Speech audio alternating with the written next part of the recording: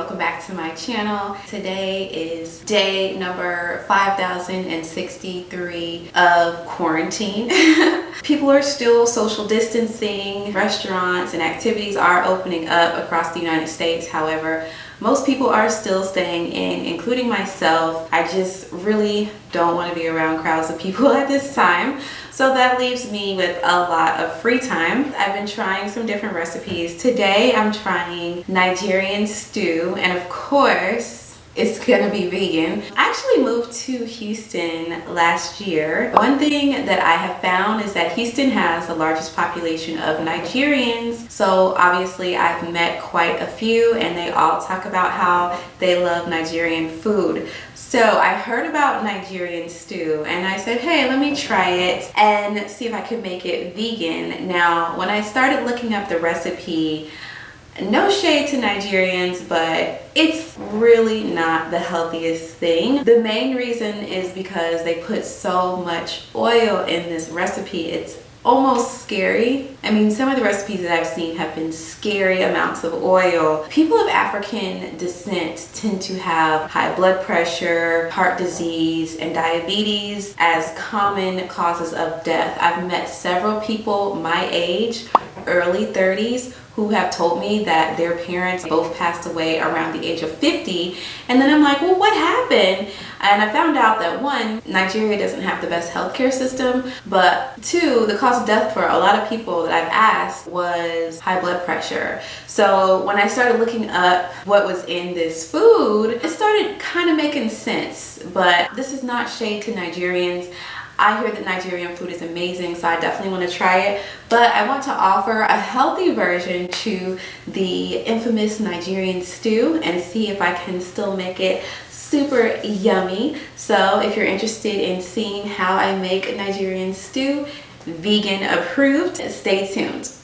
Oh, and before we get started, go ahead and press the like button below and subscribe to my channel. It's completely free to do these things and it makes me happy. It makes me want to create more videos for you guys. So let's get started. All right, so the base of Nigerian stew is tomatoes. It is a tomato-based stew.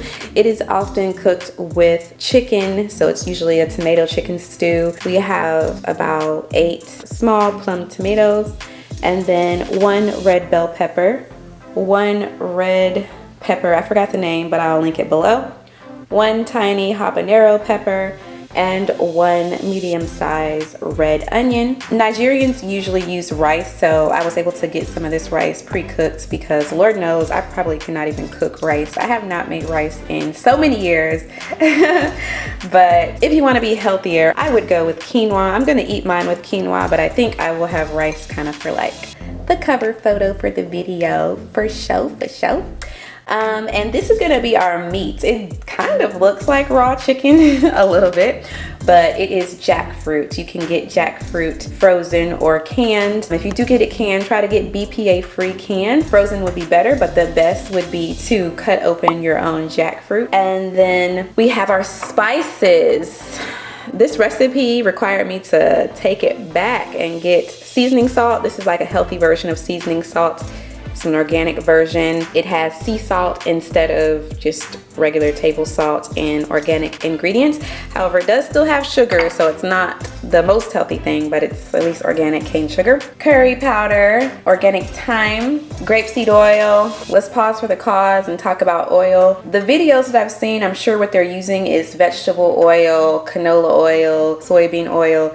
Let's try to stay away from toxic oils and even olive oil, because olive oil can become rancid at high temperatures. So I would go with grapeseed oil if you are going to make this with oil, or just don't use the oil. I'm gonna use a little bit of oil just to try to stay traditional to the recipe. However, we're not gonna use nearly as much. Tomato paste, of course, organic is best. And if you're gonna get tomato paste, it's best to get it in a glass jar.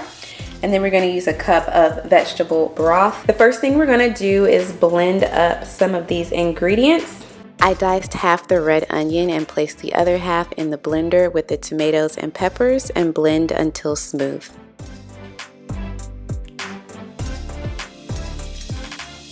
this recipe normally calls for at least 1 cup of oil. I've seen several cups of oil in some recipes. I'm only adding 3 tablespoons of grapeseed oil and then adding those diced onions to cook for about a minute. And now for the spices, I'm adding 1 tablespoon of curry powder, 1 teaspoon of thyme, and 1 teaspoon of seasonal salt, allowing these to cook in the oil for just a few minutes to bring out the flavor. Then add the tomato paste, perhaps a bit more gracefully than I did. Then add the blended tomato mixture. This is going to stew for about 10 minutes, and while this is cooking, we will work on our vegan meat replacement.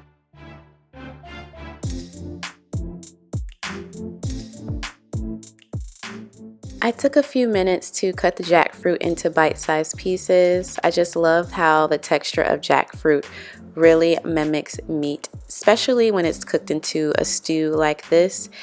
And then I just seasoned the jackfruit a little bit with the curry powder, and I also used this ghost pepper curry because I ran out of my traditional curry in the making of this. This ghost pepper curry is really spicy, and it did add some spice to my dish. I also sprinkled on some seasonal salt. After the stew had been cooking for about 10 minutes, I added the vegetable broth and then added the seasoned jackfruit. And I'm gonna let it cook for about another 25 minutes or so. So I think the total cook time was about 35 to 40 minutes.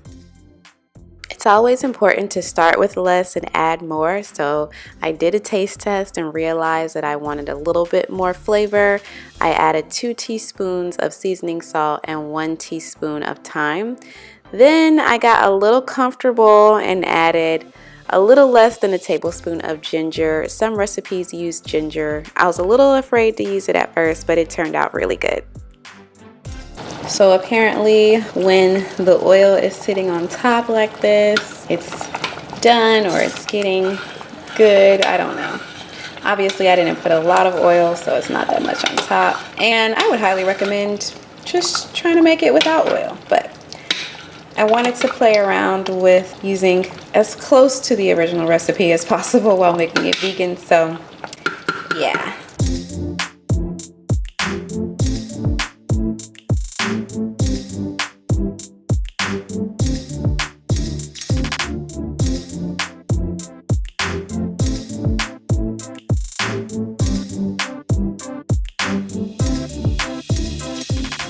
I am excited because this looks amazing. I added okra and some fried plantains as my side dishes, but you can definitely do whatever you want. And of course, I would suggest quinoa instead of rice for a healthier option.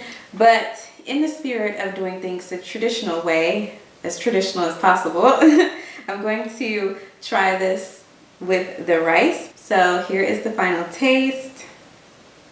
I'm gonna get some of my jackfruit meat in there.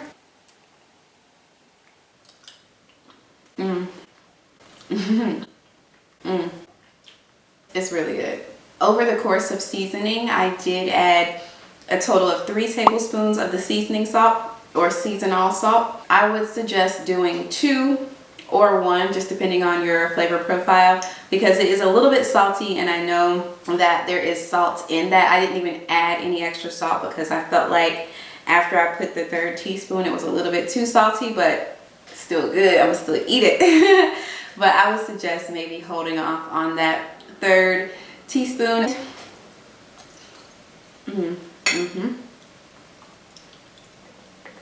Especially because there is also salt in the veggie broth, even though I did get a low sodium veggie broth. Ultimately, it's like a really savory, warm, and slightly spicy tomato soup, tomato stew, of course, because that's pretty much what it is. But it's really good. I would definitely recommend trying this dish if you are looking to try different culture dishes. And if you are Nigerian and you normally have the traditional chicken and tomato stew, I would suggest trying this vegan version with a lot less oil and jackfruit as the meat, you may, probably not, I know a lot of Nigerians, but you may be convinced that the vegan version is just as satisfying. I know my African friends love their meat and they would just never consider going vegan. But it is important to try to reduce the amount of meat that you eat, because in today's society, we eat way more protein, specifically meat-based protein, than needed. So try it out. If you like this video, definitely give me a thumbs up and subscribe to my channel. Thanks for hanging out with me today. As always, be whole and be well, and I will see you in the next one.